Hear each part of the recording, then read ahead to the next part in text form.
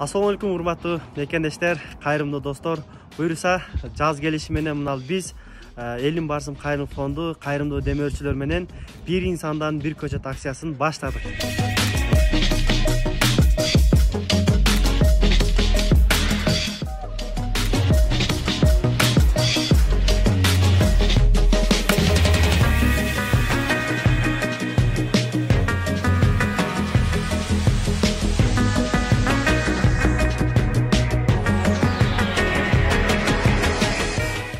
Анда мен сага тапшырып кетейин арчаларды.